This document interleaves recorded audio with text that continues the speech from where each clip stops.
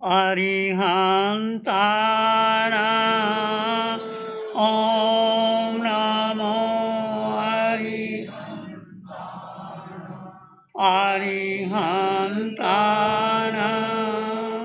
ॐ नमो अरिहन्ताणाम् घबराओ न जीवन सुख दुख घबराओ न दुख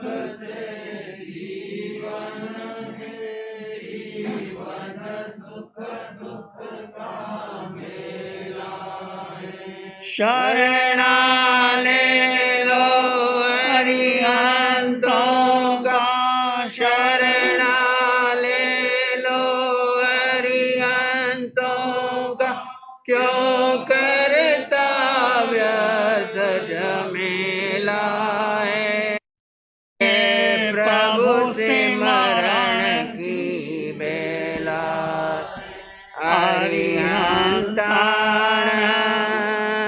ॐ नमो अरिहंताणाम् अरिहंताणाम् ॐ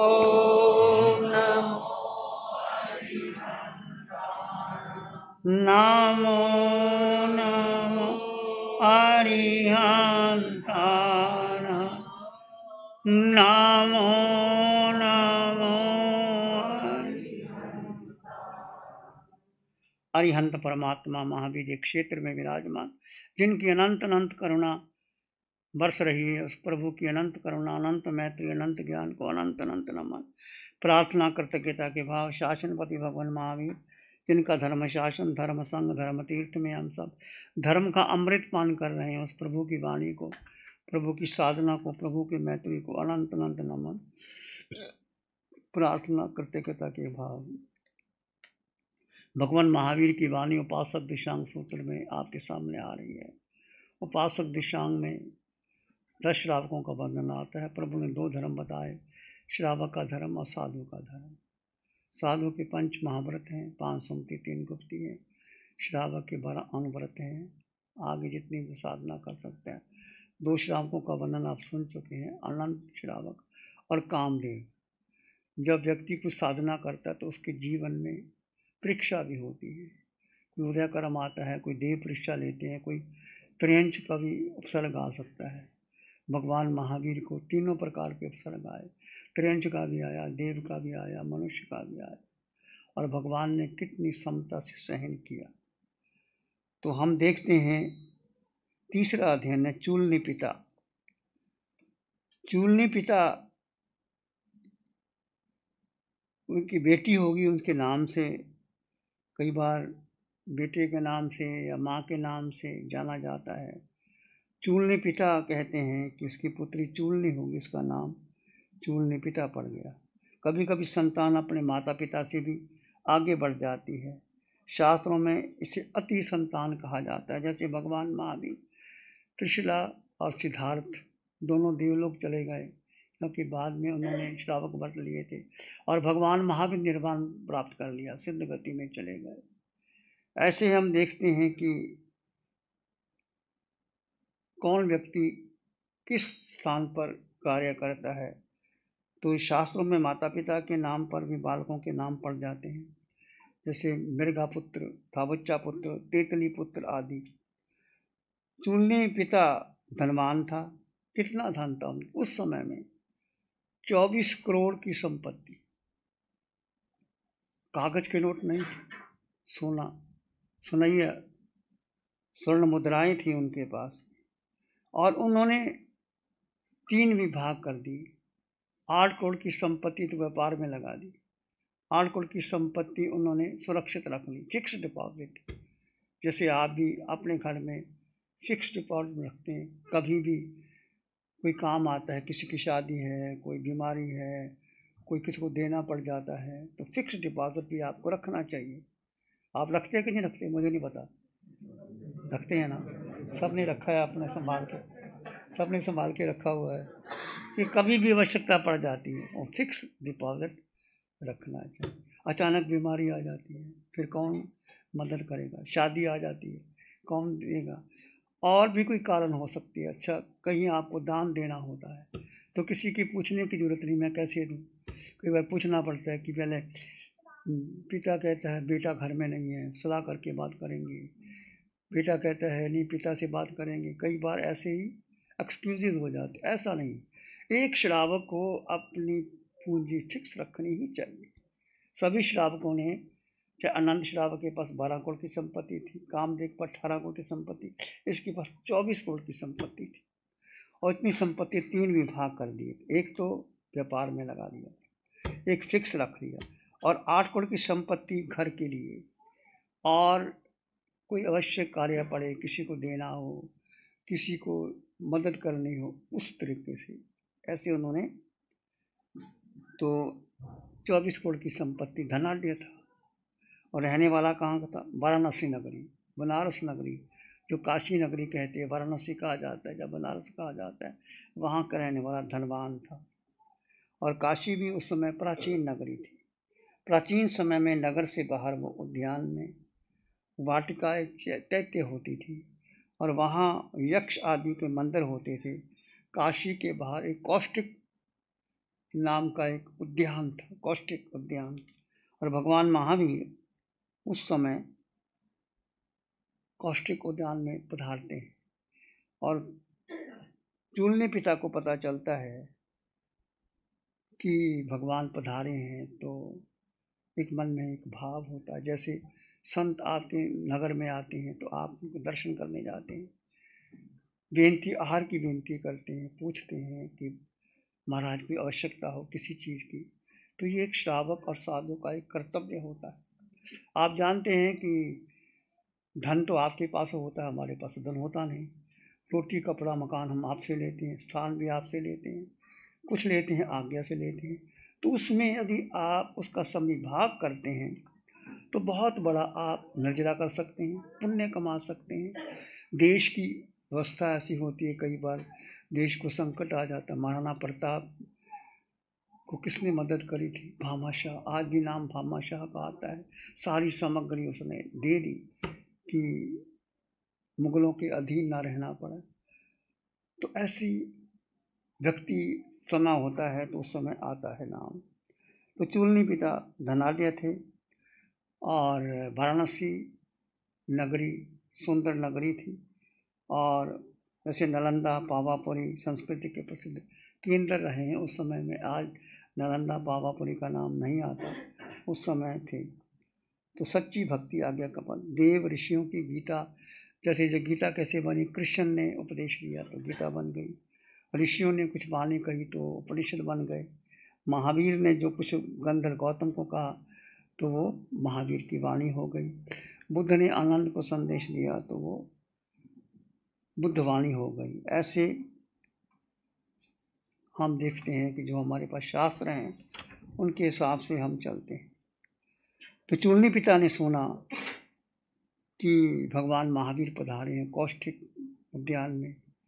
पहले संत या भगवान उपाश्रय नहीं होते थे, जैसे आजकल शहर में जंगल के बाहर बड़े बड़े उद्यान होते थे, वहाँ उपाश्रय होते थे, वहाँ ठहरते थे, और वहीं भगवान उपदेश देते थे। जनता आती थी, चली जाती थी। कौष्टिक ने सुना, कौष्टिक उद्यान में भगवान पधारते हैं, तो उन्होंने सोचा कि भगवान के दर्शन करने चाहिए, भगवान की वाणी सुननी चाहिए, और उनकी आस्था होनी चाहिए। तो उन्होंने सुनना बहुत बड़ी बात है। जब भी आप आओगे संतों के पास, आप वाणी सुनोगे नहीं तो आपका कल्याण कैसे होगा? कहा गया सोचा जाना ही कल्याणं, सोचा जाना ही पापगम, उभयंपि जाना ही सोचा जंग से अंग तंग समझ आ गए। सुन करके मनुष्य कल्याण के मार्ग को जानता है, अकल्याण के मार्ग को जानता है। पुण्य क्या है, पाप क्या है, धर्म क्या है, अधर्म क्या है, सत्य क्या, असत्य क्या। सुनना, भगवान की वाणी सुनने पर आपको पता लगता है कि क्या ग्रहण करने योग्य है, क्या छोड़ने योग्य है, क्या ये है, क्या उपाध्य है, क्या करने योग्य है। तो सुन के आप जानते हैं।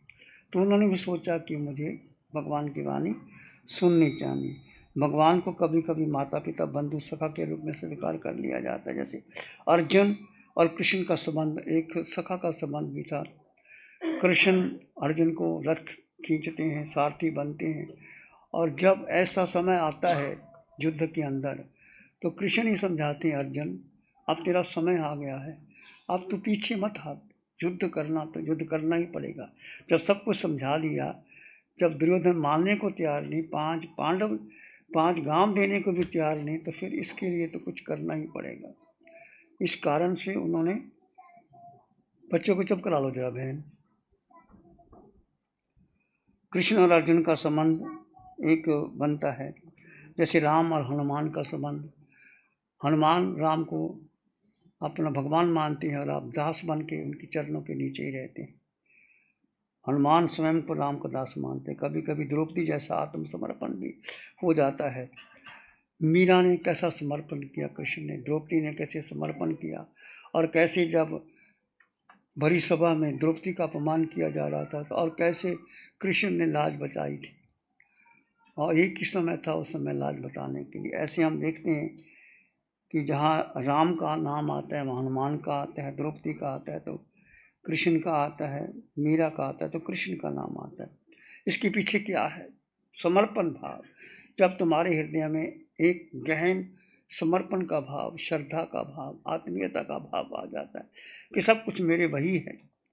द्रौपदी ने स्वीकार लिया कि कृष्ण ही सब कुछ है, मीरा ने स्वीकार कर लिया कि कृष्ण है तो सब कुछ है, और आनंद ने स्वीकार कर लिया कि बुद्ध है तो वही सब कुछ है। गौतम ने स्वीकार कर लिया कि भगवान की वाणी, कि भगवान मेरे लिए सर्वोसर्व है। तो जीवन में कभी कभी जब ऐसा भी समय आता है तो अपना एक समर्पण का भाव रखना नहीं चाहिए, चाहे गुरु के प्रति, चाहे माता पिता के प्रति, चाहे भगवान के प्रति, किसी के प्रति आप समर्पण का भाव रखते हैं तो सुनना चाहिए। पहले चरण का ज्ञान का आधार है। चरण पिता ने भगवान महावीर की वाणी को अभी सुना नहीं। सामने नाने या बिनाने पक्षकालने या संयमे अनहे तवे चे वोदानी अक्रिया सिद्धि। सुनना, सुनने से क्या मिलता है बोलो, क्या मिलता है सुनने से? ज्ञान प्राप्त होता है। क्या ग्रहण करने योग्य है, क्या छोड़ने योग्य है, क्या पाने योग्य है। श्रवण से ज्ञान और ज्ञान से विज्ञान, विशेष ज्ञान, क्या करना है क्या छोड़ना है। और विशेष जब आप कर लेते हो ग्रहण, फिर उसके बाद आपको लगता है कि मुझे क्या छोड़ना चाहिए, क्या प्रत्याख्यान करना चाहिए, आप उसमें प्रत्याख्यान करते हैं। जैसे कोई मुझे ये चीज़ नहीं लेना, मुझे वो चीज़ नहीं लेना, मुझे ऐसा करना है, मुझे 12 व्रत लेने हैं, मुझे 5 महाव्रत लेने हैं, या मुझे इस विद्या को छोड़ देना है, ऐसे प्रत्याख्यान करते हैं। सामने नाने या बिनाने पक्षकाने प्रत्याख्यान करते हैं। प्रत्याख्यान के बाद जीवन में संयम आता है। संयम के बाद अनाश्रव, आश्रव आप छोड़ देते हैं, अनाश्रव बन जाते हैं। फिर उसके बाद वो दाने तवे चे तप आता है। तप करने के बाद वो दाने कर्म की उदीर्णा होती है। फिर अक्रिया, क्रिया से रहित होकर के आप मोक्ष की प्राप्ति कर सकते हैं। तो ये मार्ग बताया सबने, नाने या बिनाने पक्षकालने या संयमे अनहे तवे चे बदाने अक्रिया सिद्धि, मार्ग है। तो शरण के उपरांत चिंतन कीजिए। ज्ञान में 4 प्रकार का चिंतन। तो जब भगवान के पास जाता है तो चूलनी पिता समझदार थे। आप भी कुछ भी निर्णय लेते हैं तो समझ करके लेते हैं, व्यापार करते हैं समझ करके करते हैं कि मुझे कहाँ इन्वेस्टमेंट करना चाहिए, मार्केट किस का जा रही है, कौन सा स्थान अच्छा है, कहाँ लोग आ सकते हैं, मेरा माल ले सकते हैं, बिक सकता है, सारी बातें आप सोचते हैं। घर लेते हैं सोचते हैं, कोई व्हीकल लेते हैं सोचते हैं, और भी जाते हैं तो अब चिंतन करते हैं। तो उन्होंने चूलनी पिता ने 4 प्रकार का चिंतन किया। चिंतन क्या किया? पहला चिंतन किया संबंधों के विषय में, दूसरा सुख दुख के विषय में, तीसरा भोग के विषय में, चौथा काल के विषय में। 4 प्रकार का चिंतन किया भगवान के सामने। क्या किया? चुन्नी पिता ने सोचा, मन को समझाया कि दुनिया में कौन किसी का सहायक है। जब ऐसी विपत्ति आ जाती है, ऐसा कुछ कार्य आ जाता है, फिर कोई सगा नहीं बनता। माता पिता, बहन भाई, पत्नी पति, सगा भाई विमुख हो जाता है। जब व्यक्ति का भाई, बच्चे को चुप करा लो ना, किसका बच्चा है, या तो आप बैठे हैं या तो सुनते नहीं।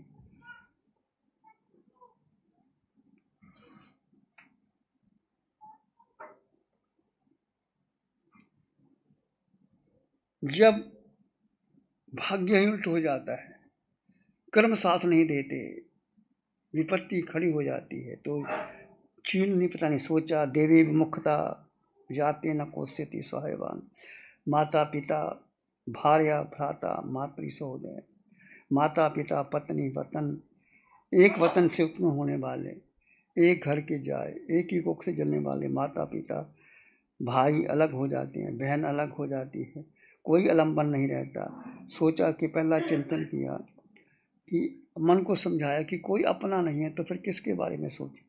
दूसरा चिंतन किया कि सुख भी आता है, दुख भी आता है, दुख के बाद सुख, सुख के बाद दुख, लगातार ये चक्कर चलता रहता है, फिर मेरा कौन है। सोचना चाहिए, इसके लिए आत्मशुद्धि का मार्ग लेना चाहिए। विचार करो कि जीवन में, हर जीवन में, चाहे आप छोटे हैं, बड़े हैं, धनवान हैं, विद्वान हैं, सुख आता है, दुख आता है, दुख आता है, सुख चक्कर की तरह घूमता रहता है। करना क्या चाहिए? आत्मचिंतन करना चाहिए, आत्म शुद्धि हमारी जिम्मेदारी बनती है। पर अपने बारे में तो सोचो, क्या पता लगता है जीवन में कुछ भी हो सकता है। बच्चों को संस्कार दो, बच्चों को शिक्षा दो, बच्चों को अच्छे बुलाओ, पर बच्चों के साथ 24 घंटे तो बच्चों के साथ नहीं रहना। 2 घंटे 4 घंटे अपने लिए निकाल कि मुझे जीवन में क्या करना है। यदि युवावस्था में धर्म नहीं किया तो बुढ़ापे में धर्म नहीं होता। पता नहीं कब बीमारी लग जाती है, बुढ़ापा आ जाता है, इंद्रियां शिथिल हो जाती हैं, फिर काम नहीं होता। युवावस्था में भगवान ने धर्म को युवा से जोड़ा। भगवान के पास कोई आया, जैसे अवंता मुनि आए, अवंता कुमार आया, जो और भी आए, तो भगवान ने कहा, इनकार नहीं किया, दीक्षा उनको दे दी। युवा को धर्म से जोड़ा कि युवा के पास शक्ति है, यदि वो शक्ति धर्म में लग जाती है तो बहुत बड़ी शक्ति, महाशक्ति हो जाती है। और यदि पहले तो विद्याध्ययन करो, फिर शादी करो, फिर वानप्रस्थ में जाओ, फिर आगे जाके सन्यासी, ऐसा कोई ज़िंदगी का भरोसा नहीं होता कब क्या हो जाए। तो भगवान ने इसको जोड़ा। दूसरा चिंतन किया कि सुख दुख सबके आते जाते हैं, फिर कोई सहायता नहीं। उस समय एक धर्म का मार्ग, आत्मशुद्धि का मार्ग सोचा। तीसरा चिंतन किया उसने कि जब दिया बुझ ही गया तो फिर तेल डालने से क्या लाभ होता है। जीवन चला गया, पानी बह गया, फिर बाढ़ लगाने से क्या फायदा होता है। आयु बीत ही गई, आयु बीतने के बाद फिर आप क्या कुछ नहीं कर सकते। तो सोचो क्या करना चाहिए, पहले ही सावधान हो जाना चाहिए।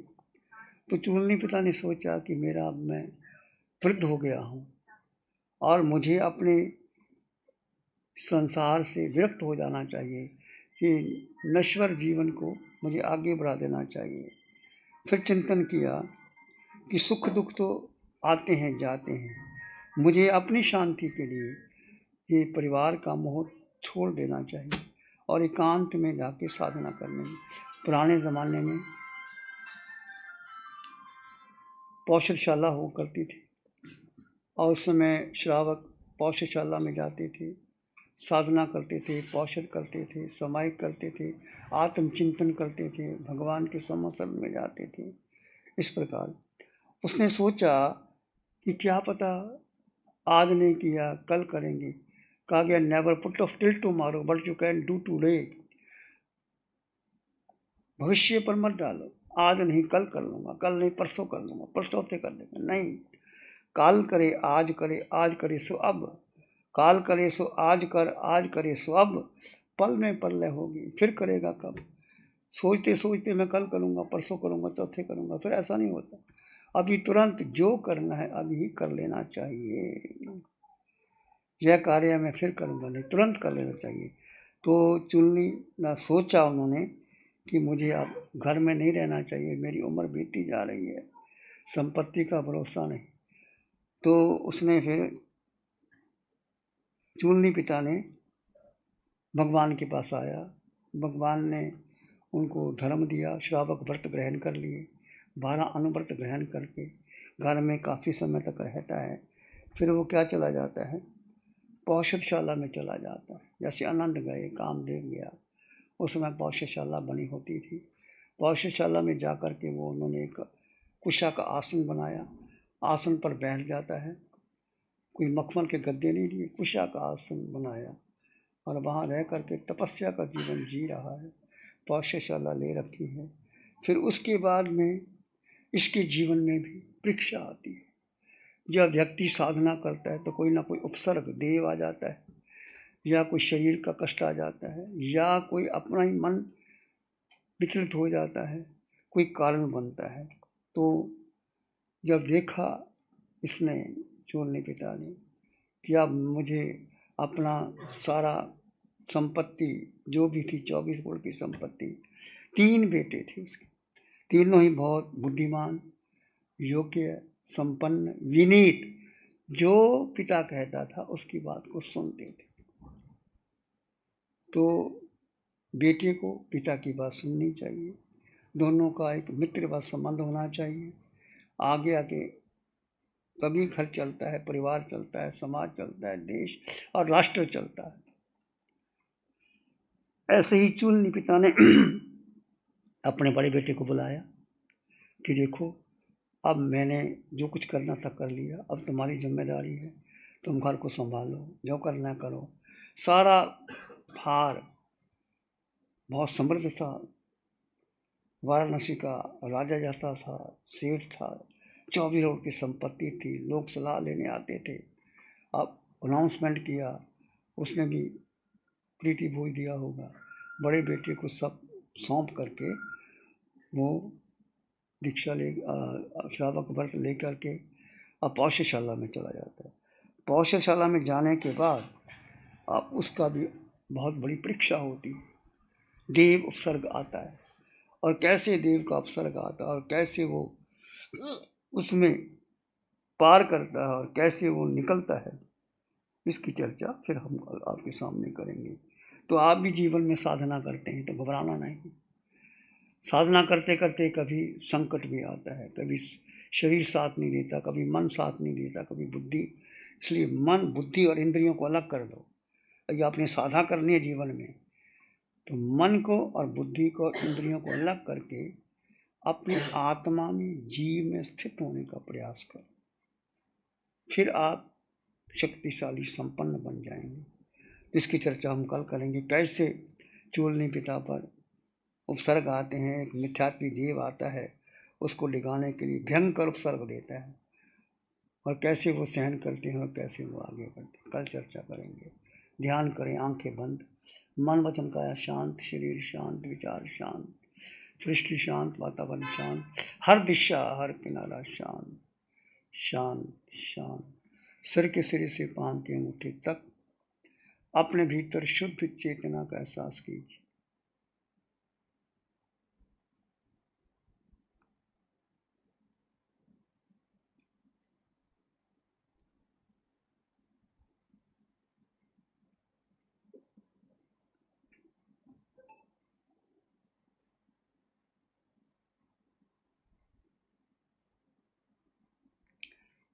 जड़ और जीव का भेद कर दीजिए। आकार और निराकार दो तत्व जुदा जुदा है।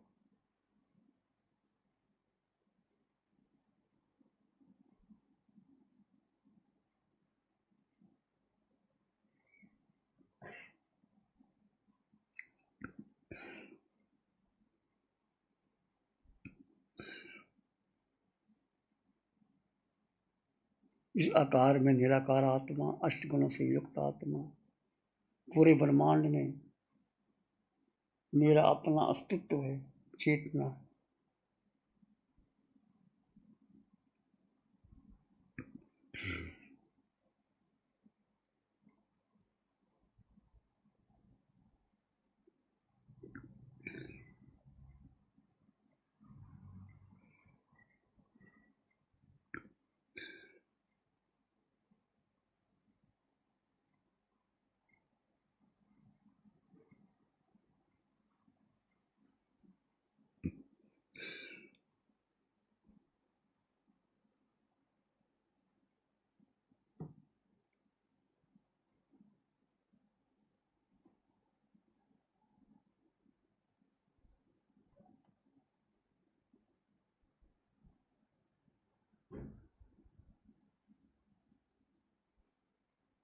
अपने भीतर गहन मौन और शांति का अनुभव करें, सत्य का अनुभव करें।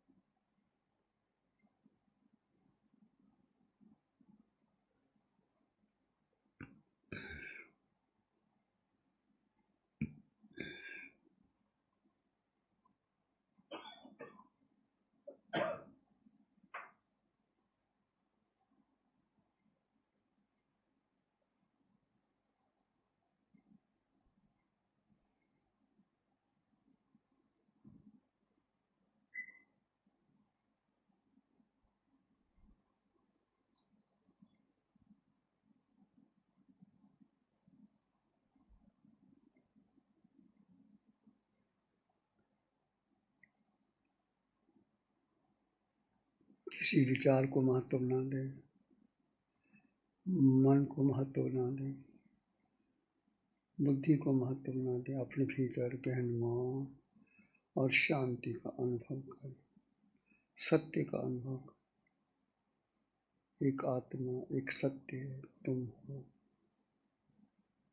निराकार तत्व, आकार में निराकार आत्मा, शुद्ध आत्मा, संपन्न आत्मा, परिपूर्ण आत्मा।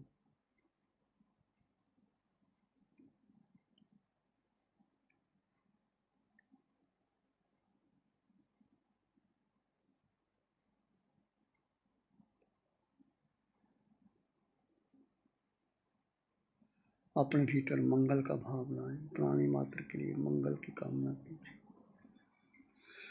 नमन करे हम धर्म को, धर्म बड़ा बलवान।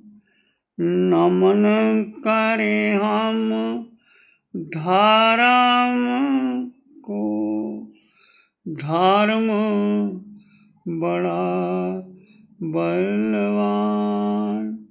धर्म सदा रक्षा करे, धर्म करे कल्याण। धर्म सदा रक्षा करे, धर्म करे कल्याण। सबका भला हो, सबका मंगल हो, सबका शुभ हो। इसी में एक लंबा गहरा श्वास लें। अरिहंत परमात्मा के चरणों में अनंत कृतज्ञता ज्ञापन करें। एक और लंबा गहरा श्वास। अरिहंत परमात्मा के चरणों में नमन और वंदन। दोनों हाथों को आंखों पे ले जाएं। हल्का सा स्पर्श, धीरे से आंखें खोल सकते हैं। नमो अरिहंतानंग, नमो सिद्धानंग, नमो आर्यानंग, नमो जयानंग, नमो लोहे सब सावना। श्री चत्तारी मंगलम, अरहंता मंगलम, सिद्धा मंगलम, साहु मंगलम, केवली पाणत्तो धम्मो मंगलम। चत्तारी लोगोत्तमा, अरहंता लोगोत्तमा, सिद्धा लोगोत्तमा, साहु लोगोत्तमा, केवली पाणत्तो धम्मो लोगोत्तमा। चत्तारी शरणं पवज्जामि, अरहन्ते शरणं पवज्जामि, सिद्धे शरणं पवज्जामि, साहु शरणं पवज्जामि, केवली पाणत्तं धम्मं शरणं पवज्जामि। चारे शरण दुख हरण जगत में, और न शरण कोई होगा। जो भव प्राणी करे आराधन, उसका जर अमर पद होगा। उसका सदा ही